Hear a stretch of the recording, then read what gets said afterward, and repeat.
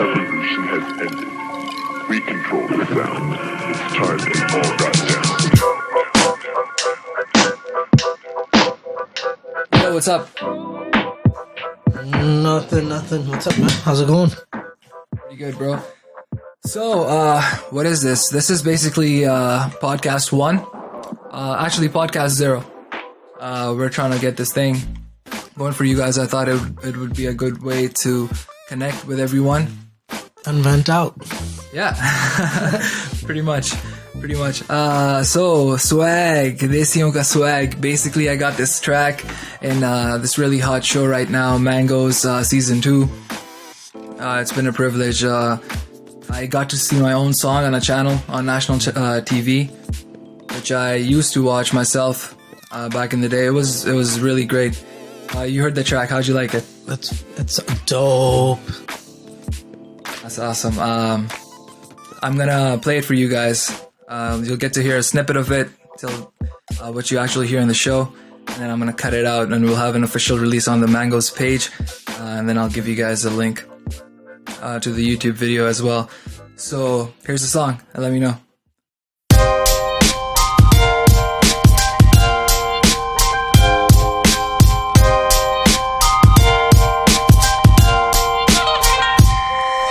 रहते परदेश में जैसे बादशाह हो देसी बीट जो बजे तो कर दे ऐसी की तैसी दुनिया भर में वैसे तो अपनी वक्री ही शान पर टोरंटो कनाडा में तो सोने की कान यहाँ तो भाई भाई हर हिंदू मुसलमान इस शहर का हो जाता है हर एक इंसान ब्रैम्पटन से रेक्सडेल स्कारब्रो से सागा सलाम नमस्ते हाँ जी की हाल है टाटा कहते जिंदगी आसान यहाँ परदेसी जवान यहाँ.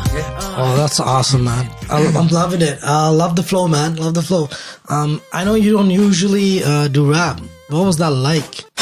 Yeah, I just with Amar I did this track. He made a beat and I just wrote some lyrics to it, and then it was like a 30-second thing, and then I sent it to the producer, and he liked it, and he said, you know what, I got a few changes to make. Just, make sure everyone understands it. Mm-hmm. He wanted me to put the word swag in it. And also he said, just represent Toronto, how I was doing originally in that song. You can check out that song. It's called Lahori Rap. I'll upload the video on the channel as well. So I sent him back with a really nice summertime beat, Nice. And he liked it. And he said, yeah, sure, man. We went ahead and signed a contract. It was great. And, Mango's, guys, you guys need to check that out. It's a great show. It's hot right now. Episode 4 releases today, and go on their page, give it a thumbs up. And YouTube, I mentioned actually going back to the song, I just wanted to know, just from the recording point of view, recording a song like when you're singing as opposed to when you're rapping, what was the difference, and like how was the experience? Because I know it has to be a lot more rhythm based, right? If you're trying to do the rap, as opposed to like singing is rhythm too, but you gotta carry a melody. So what was it like kind of switching? Was it difficult for you to find the timing and everything? Man, you know how we work, right? I'm for myself, I don't sit for hours, I don't train, but at the same time that's how my adaptation of music is. I listen to it. It's very feel-based. And and then I feel, I listen, and then I learn, and then I present. So it's the same thing. You know how big of a hip-hop fan I am, right? Yeah. With that bass, you grew up to that good hip-hop era, right? you can't shy away from it. I mean, if there's something that you can do, you should definitely put it out there, and I have. But yeah, I'm not a rapper, but it's a good track, man. I really like it. It's something that I'm satisfied with in that sense. You know what's interesting? Sometimes you come across certain composition, and you're like, that would be a dope rap song. Yeah. Right? It's one of those. That beat it was grooving too, and I love how you gave a shout out to like the entire Toronto. Just kind of representing like, hey man, this is like, it's kind of true to yourself, right? Yeah, definitely. A lot of people liked it. has that anthem kind of vibe, right? It has a super anthem kind of vibe. Yeah, it right? does. It does, and it flows really well with the show as well. Yeah, it really sets up the show nicely. Yeah. Because I checked out a few of the episodes. Loving it, man. It was really well written. Really well shot. It's a great. It's very indie, right? Yeah. So I'm loving it, man.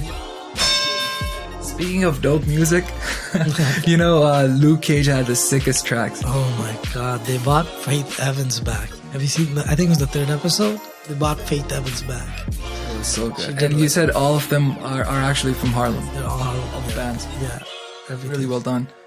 Yeah, they had the Siddiqui guy. He's sick too. Yeah. I think that was the guy in the first episode. This guy's sick. Netflix is rolling right now, man. Netflix is the future, man. Yeah. Streaming, man. Everyone's into. No one gives a. And they have so much. When they started their own brand, when it was Netflix Presents, everyone kind of tripped out there. Mail. They would send you the DVD through the CDs through mail. Yeah. And everyone's like, nah, man, I don't think if they should, do this. It's too early. But they've been producing some great shows. Marvel's with them at the moment. Yeah. What's that? Iron Fist is coming out, right? Yeah. And Iron everything Fist is being featured on Netflix. And then I think Netflix in the future is going to have their own little squad. Because, no. Yeah, Netflix is doing a Defender show, right? Yeah, there you go. Because all these Marvel, it's kind of like a street level superhero kind of thing that they're doing. It's kind of like a B-League Avenger kind of thing. So yeah, they're gonna do like a super show at the end. So Netflix is really taking over, man. Yeah, the other show, Stranger Things. Oh my god, I've heard so much about it. I just haven't had a chance to. Such an amazing show. Just the premise of the show is so weird. It's like a story for adults, but it's told from a kid's point of view. It's like a classic throwback mystery kids show, right? Remember back in the days? I don't know if you watched that show, Goosebumps. Yeah, I read the little storybooks. Yeah. There was a show. It kind of is like that, but it's very well written. By the way, Stranger Things is amazing. The kids, the actors that they got, those kids are amazing, man. So it's a perfect blend and everything. And the best thing that will get you tripped out is the music. It has that whole Tron type of synthesized based 80s mysterious EDM type of music, like trancey. Amazing. Everything in that show is perfect in my opinion. I think they fused it nice. I still gotta check it out, but I saw the trailer and I was intrigued, man. I definitely gotta see it. I know I can trust you on it. You've been talking about it for a while. I watched it in one sitting. Yeah? Yeah. Wow. I watched it once. I only took one break, and that was to link up with you when you actually, I think you were swinging by. Like, okay, let me go meet this guy. Walking Dead, I heard the finale was awesome. Hey, you know what? Forget Walking Dead. It's a good show, but man, Game of Thrones, that season finale was something else. The music for the first 15 minutes was so intense, and so much happened that I think they built that thing up for 2 seasons. And then in the last episode, they just destroy everyone in 15 minutes. And it set it up for the next one. And I think when it comes back, it's going to be ruling. HBO is crazy. Yeah, but I think every network has a hit show now. Remember Dexter from Showcase, and then you have the greatest show of all time, Breaking Bad on AMC. Amazing show, man. Amazing show. I stopped watching shows because of that show. Because I know it's not going to be good. Yeah. I know it's not going to be up to the level of Breaking Bad. So I'm like, nope, I'm not going to watch it. It shatters your expectation, right? Yeah. It was such a great show. Like I was saying, that shows like the crystal meth that Heisenberg is selling. It's so addictive, man. You can't stop watching it. Yeah, people were addicted to that show. I miss it, man. And Jesse Pinkman's character, they were actually going to kill it off in the first season. No way. Yeah. But then I don't know what made him keep it. And then he was... that guy is just amazing. Aaron Paul, sick actor, man. Aaron Paul talks about it. He's like, usually... actors get requests to do lines, catchphrases. For me, people just comes up to me and go, "Hey, can you call me a?" He's like, "What was the worst thing?" The most awkward one. He's like, "I had to call a grandma because she's like this old lady. She really loved the show, and she's like, "Hey, can you call me?" Man, science. It was something that we used to have memes for that shit. Bro, I had a shirt that said science. Oh shit, man. I just realized you have the Heisenberg poster up on your wall. It's the biggest thing. It's just sitting in front of wads of money with like machine gun at the back, and at the top it says, "All hail the king." Yeah, because I really love the show, man. I'm not just saying it for the podcast. I freaking love that show. His character was so deep. You know what made me crack up? That I think it was in the 4th season when he's cured of cancer, and he's just like, "I ruined my life completely." And I find out that I'm not even sick anymore. Yeah, everything went down the drain. And I'm cured now? What the hell, man? Yeah, it's a great character, man. It's just the way it was built. They should definitely do. I mean, everyone will watch it if it comes back on TV. Everyone. They say, "Oh no, they shouldn't bring it back." What do you mean, bring and it there were back? talks about it. There were He's rumors. dead, though. No, there were rumors because when the police actually comes and gets him, he's still like his eyes are open and he's still like you don't know. It ends there. Did you?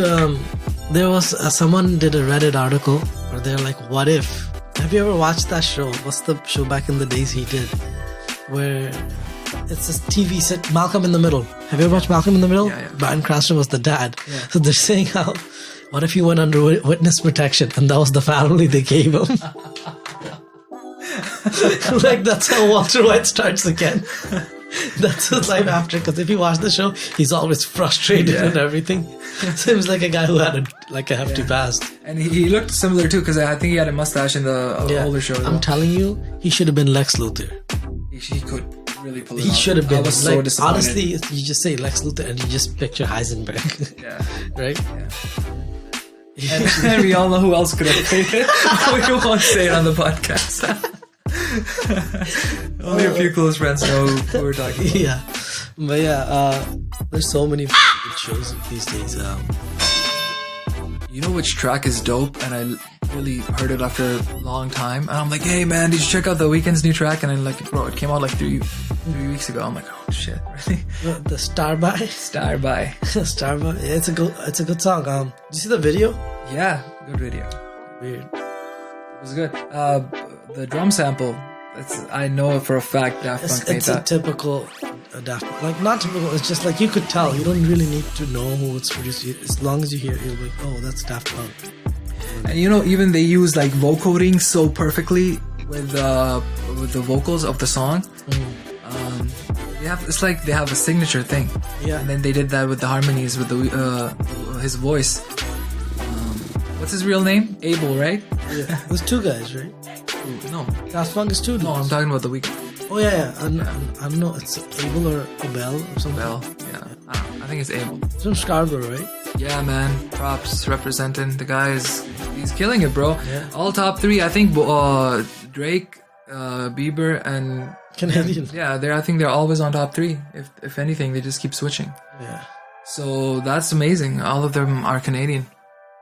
And but yeah, check out that song, guys. If you haven't heard, it's a really good song. And Daft Punk with that lead, the synth in the chorus is it's so good. And it's something so simple. And You know what it's like? These guys kind of have their own dictionary of instrument that they use. It's just completely different how they kind of mesh it so well. yeah, Right? amazing. When they did the music for Tron, it was really good. Yeah. Daft Punk, I think they did a couple of tracks for the Tron film as well. They might be coming out with a newer one, and the second one is gonna be dope. The first one was They're already doing out at a the second one? They're doing a second Tron movie? They might, yeah. Oh.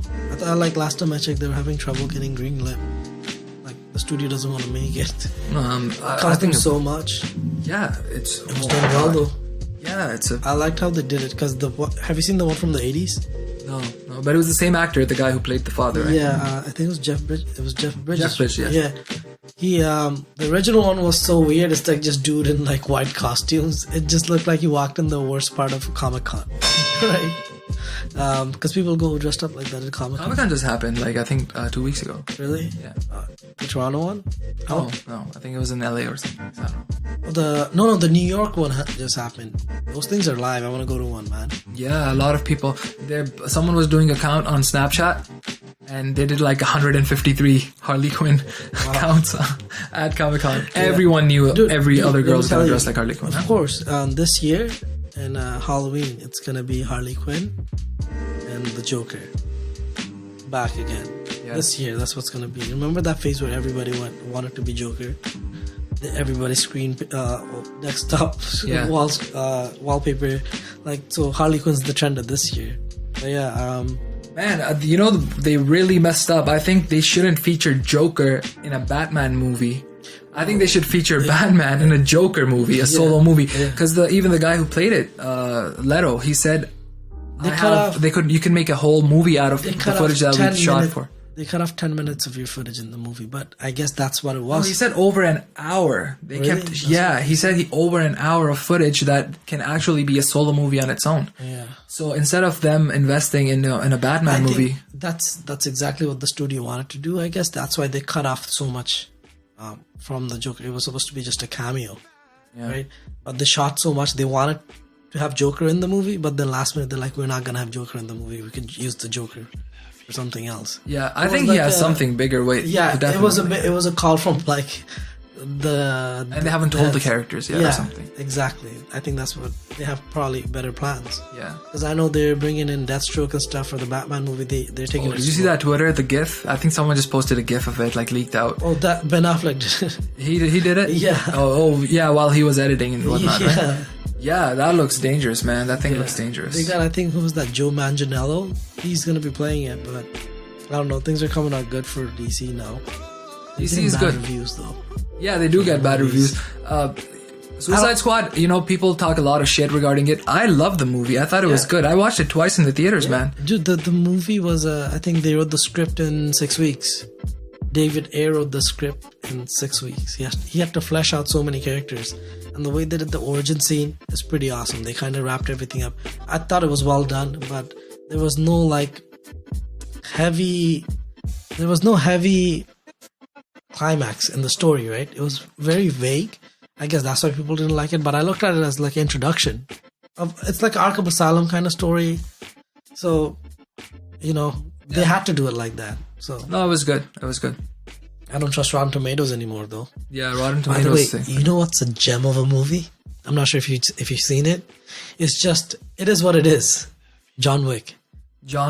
Oh my god! I thought, oh my god, this is just some stupid movie. Just a typical Keanu Reeves movie. He just shoots guns, bang bang. That's it. It's done. Does some slow motion, crazy action.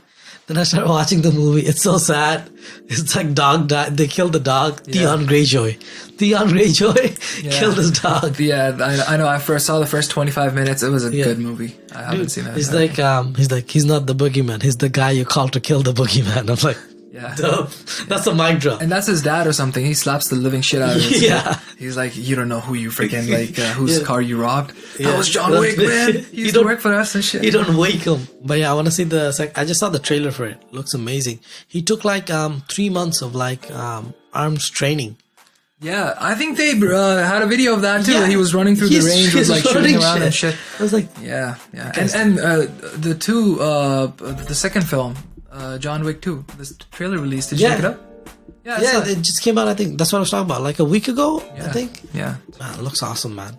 See, that kind of movie, it's fun. I want it to be, I would love to be on the set of a movie like that. Yeah, it's probably boring. You'd probably get tossed around here and there. No. Just seeing how they shoot is such a high intense situation, right?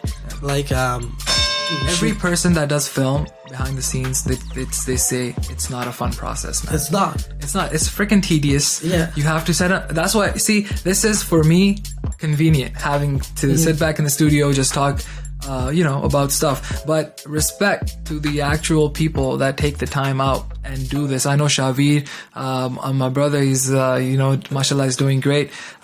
So for us, just doing something as simple, we know that it does planning and certain things. Setting up a sketch, a shot is so much harder in my, because you're dealing with your visual sensors, right?